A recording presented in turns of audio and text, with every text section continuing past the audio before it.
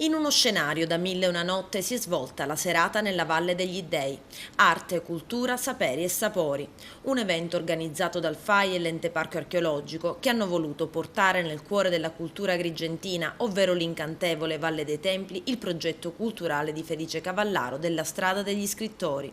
Un ideale percorso culturale che partendo da Racalmuto è arrivato a Porto Empedocle, passando per Palma di Montechiaro e Agrigento, toccando idealmente Leonardo Sciascia, Luigi Pirandello, Giuseppe Tomasi di Lampedusa e Andrea Camilleri, il quale è stato presente attraverso dei filmati proiettati durante la serata in cui raccontava aneddoti della sua gavetta e la sua esilarante conoscenza con Luigi Pirandello, che al primo sguardo gli parve un ammiraglio.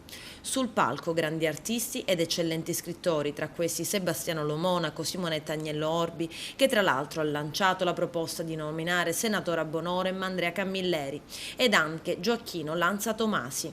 Stasera abbiamo avuto delle belle cose, perché per esempio il contista era molto bravo, molte cose sono anche di derivazione napoletana, erano artisti effettivi. È stata una bella serata, devo dire, questa qui. Tomasi ci entra come visitatore di Palma, che poi è un appendice invece, perché il paese del suo cuore è Santa Margherita Belice, dove vi è il premio letterario che è stato a lui dedicato. Presenti alla serata personalità di spicco del mondo politico-amministrativo, il prefetto di Agrigento Nicola Diomede, il questore Mario Finocchiaro, il direttore del parco archeologico Giuseppe Parello ed anche il sindaco Lillo Firetto. Questa sera è un tuffo profondo nella letteratura che conta e che in questo pezzo di Sicilia, lungo questa strada un po' immaginaria, un po' fisica, che è la strada degli scrittori, racchiude Pirandello con lo squinternamento del teatro del Novecento, racchiude Camilleri con il suo fenomeno letterario e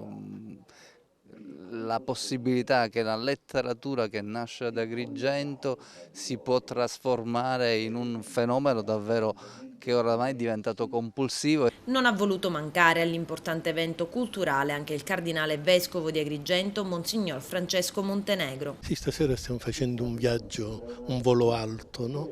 È molto bello e fa capire come la cultura sia necessaria, non è soltanto per alcuni. La cultura dovrebbe essere nel DNA di ognuno e che abbiamo bisogno della cultura se vogliamo riscattarci. Si dice sempre la cultura riscatta l'uomo.